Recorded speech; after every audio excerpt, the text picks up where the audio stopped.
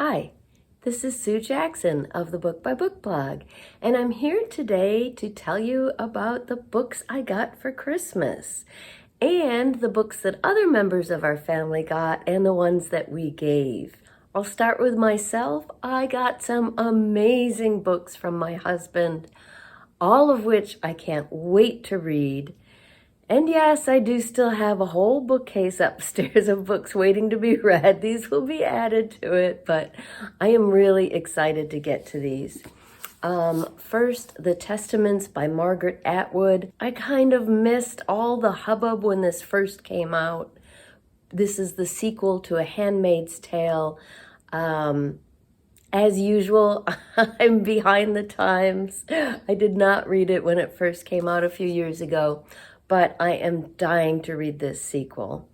The Road to Roswell, a novel by Connie Willis. So my husband and I are both huge fans of Connie Willis. Mostly what we have read of her, well, I guess entirely, is her amazing time travel novels that are part of her Oxford Time Travel series. These books are just stunning. Blew us away, both of us. They are filled with suspense and action and fascinating historical detail. We love those books. Some of them are just across the room on our favorites shelf.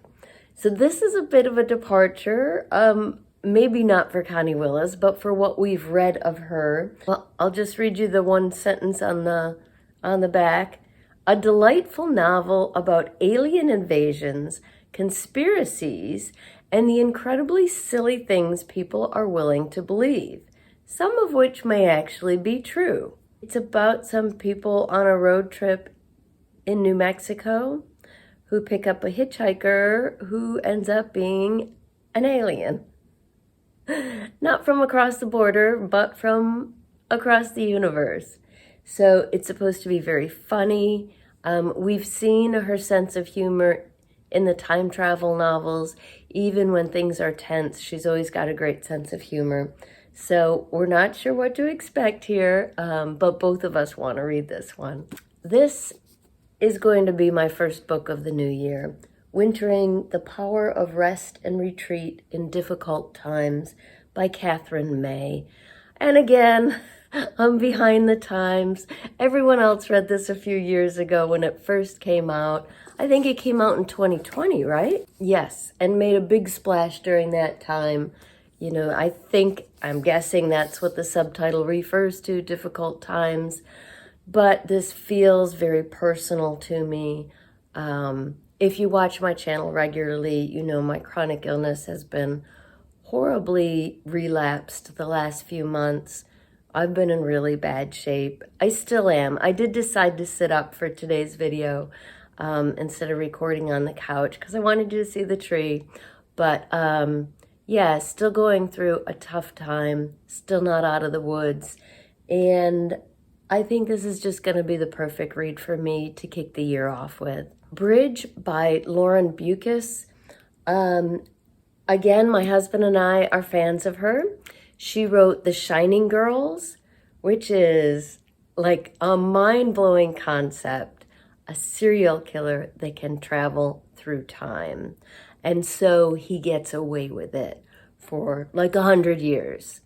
That was The Shining Girls. Outstanding novel. We both loved it. The TV adaptation was also outstanding. That was excellent, starring Elizabeth Moss. And then for Big Book Summer last year, I read her novel Afterland, which is a post-apocalyptic dystopian novel about the aftermath of a worldwide pandemic that targets mostly males. And so it leaves behind a mostly female population, but where the few remaining males are greatly sought after for a variety of reasons, the ones you might expect, but also for procreation, for research. And it's about a mother trying to protect her young son in this environment. So Afterland was great as well. When I read the premise of Bridge, though, I was like, this is the book for me. I know she's a great writer. And this is a book about alternate realities. Another time-bending concept that I absolutely love because it's so thought-provoking. 24-year-old Bridge is paralyzed by choices. All the other lives she could have lived, the decisions she could have made. And now, who should she be in the wake of her mother's unexpected death? So it says it's a highly original, reality-bending thrill ride that could only come from the brilliant mind of award-winning novelist Lauren Bucas, about mothers and daughters, hunters and seekers, and who we each choose to be. This sounds fabulous to me. Feels kind of big. Is it a big book? It's 420 pages, so this would fit my criteria for the Big Book Summer Challenge that I host every year. So I may save this one for summer. We'll see. It sounds awfully intriguing. We'll see if I can wait that long. And one surprise my husband picked out for me is 50 States, 5,000 Ideas, a National Geographic book. We are planning, hopefully, if my health cooperates, to get back to some longer trips and longer road trips, more long distance travel this year. Probably at least 2 month-long road trips with our camper. Again, fingers crossed. I just need to get in better shape. So this looks great. National Geographic, so beautiful pictures in it. And details about each of the 50 states and the things you should see. And where to go, when to go, what to see, and what to do. So looking forward to perusing that and making some travel plans. And here are the books that I gave to my husband for Christmas. The Final Twist by Jeffrey Deaver. I thought I had read this was a standalone. And we both love Jeffrey Deaver. He's an outstanding writer of thrillers. And we have loved his Lincoln Rhyme series. I thought this was a standalone, but as my husband pointed out, it says right on the front, this is a Coulter Shaw novel. Now, we haven't read any of those, but we've been loving the TV show that is an adaptation of those novels called Tracker on CBS, one of our favorite newer shows. And so this is a Coulter Shaw novel, so it'll be his first in that series. I also got him The Dog Stars by Peter Heller. Heller is another of our joint favorite authors. We both love his nature-focused thrillers. And this is one of his earlier novels. I first met Peter at a Booktopia.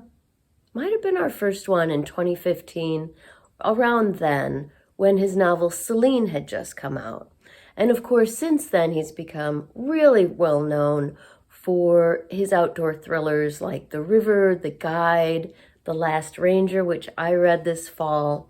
This is one of his earlier novels, but I think it's the one he first became best known for.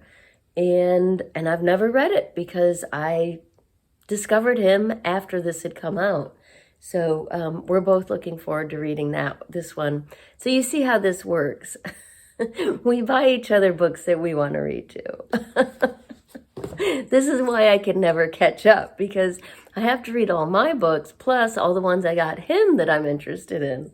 Another author we both love is William Kent Kruger. This is one of his standalones, not part of the Cork O'Connor series. The River We Remember.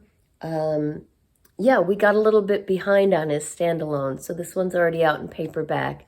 But as with This Tender Land, one of my favorite books of all time, and Ordinary Grace, this is another book like that. Mystery, suspense, beautiful outdoor elements, which again, like with Peter Heller, we both enjoy. Another gorgeous cover by Kruger. And again, historical fiction, like a historical mystery set in Minnesota. So he's looking forward to it, and so am I. Just Watch Me by Jeff Lindsay. So this is the author. Neither of us have read anything by this author, but he's the author of the books or book, I don't know if it was a single book or a series, that was the basis for the Dexter TV show. And we are huge fans of Dexter. We've watched all the seasons. We don't have Showtime, so we're waiting for the Dexter prequel to come to another streaming service. But yes, Jeff Lindsay wrote the book was called Dexter Darkly Dreaming, that the TV show is based on. So we know he's good with suspense, he's got a sense of humor, and this is the first book in his series about a thief, Riley Wolf. Sure, Riley Wolf steals for the money, but mostly he steals for the challenge. So this sounds really good. I think my husband's going to love it. He likes action-packed thrillers, and it sounds like that's what this is. But something a little different, not so murdery, more about an expert thief, which sounds intriguing.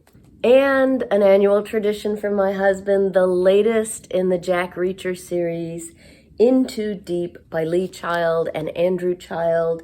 The last few books Lee Child has been writing along with his brother. This is my husband's favorite series. And there's always a new one out sometime in late fall. So he always gets one for Christmas. A nice hardcover. He's got the whole series. So when I opened Wintering and said, this is going to be my first book of the year, a few minutes later, my husband opened this and said, and this is going to be my first book of the year. So he's really looking forward to reading the latest from his favorite author. That's always fun.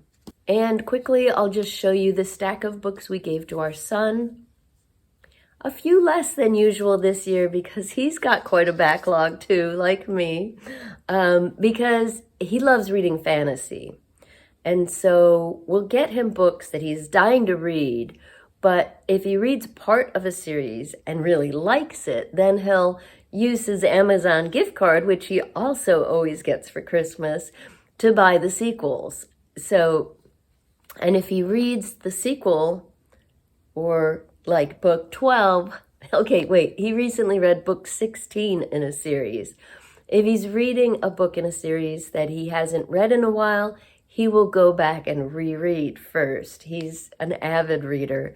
So, so he's got a bit of a backlog too. So there's the stack that we got him. Devil in the White City by Eric Larson. This is quite a departure for him. Like I said, he reads almost entirely epic fantasy, but he and his girlfriend are really into true crime podcasts. And they've listened to this, I don't know what podcast it is. I do not listen to true crime podcasts. But they heard the story from Devil in the White City, which is a dual narrative. It's one of Eric Larson's earliest novels and still my favorite. And it's a dual narrative about the Chicago World's Fair just before the turn of the century, 1898, I think. I have to check on that. And all of that was going on in Chicago, while at the same time, there was a serial killer operating in the shadows, undetected. And so they've heard that side of the story on their podcast, but my son had mentioned he'd like to read the book. So bit of a departure for him, nonfiction, but he was really excited when he opened it up on Christmas, and he's looking forward to that. Also, The Walkable City by Jeff Speck. Again, I know he's got a backlog of his fantasy novels, so this is something a bit different.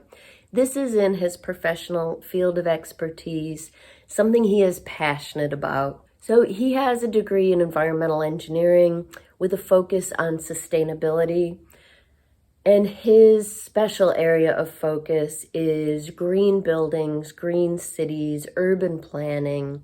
It's not only what he's interested in professionally, but what he's passionate about. So Walkable City is an older text. This was a 10-year anniversary edition, so I don't remember when it came out. But it's kind of a well-known book in his field. It's sort of a foundational text. So he was really excited, actually. Again, nonfiction. I wasn't sure how he'd react to this, but he was really excited about it and is looking forward to reading it. And finally, I had to get him at least one fantasy novel. And when I saw this one had come out, I was like, this is perfect. The Bright Sword by Lev Grossman. So it is based on the King Arthur legend, but by the author of The Magicians, a series that both my son and my husband love. So favorite author and King Arthur legend, I knew this was going to be a hit. And it's perfect for him. It is an enormous book, which he loves. So he was really excited about that one too. I got 2 books from my mom. Sipsworth by Simon Van Buie. So this was one of our Booktopia books in 2024, but my mother hadn't read it yet. You don't always have time to read everything before Booktopia, so you pick and choose. I had read it, she hadn't, and then it turned out to be a favorite with everybody at Booktopia. And Simon went on, and my mom said she's seen the posts all year on social media. Simon went on to have a fabulous year of book tours and accolades and marvelous acclaim for Sipsworth. So I got my mom a copy. I said, you can't miss out on this. So she's excited about that. And I also got her The Rent Collector by Cameron Wright. So this is a book that my neighborhood book group has read. And my mom has been to our book group before as a guest and loves what we read usually and likes the people. So this is a book that we read probably 5 years ago, if not more, but was still stands as one of our highest ratings ever. So I thought my mom would enjoy that. So that's our Christmas book haul. Those are the books that we received and gave for Christmas. Can't wait to dig into these new books. But I would love to hear about you. Did you receive any books for the holidays? Do you give books as gifts? Please let me know in the comments down below.